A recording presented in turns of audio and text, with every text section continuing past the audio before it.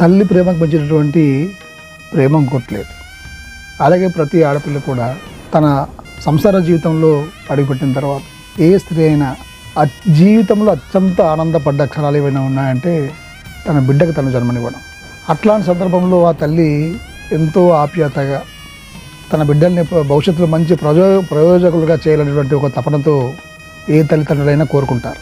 అట్లాంటి బిడ్డల యొక్క పరిస్థితి ఈరోజు మన గిరిజన ప్రాంతంలో చాలా దారుణమైన పరిస్థితుల్లో ఉంది.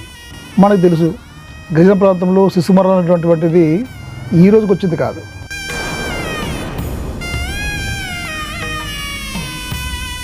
నాకు తెలిసి 2018లో స్టార్ట్ అయినటువంటి వంశం దీన్ని.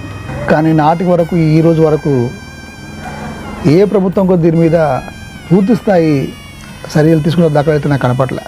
మొన్న ఈ మధ్యకాలంలో పెదవల మండలం రూడకోట గ్రామంలో వరుస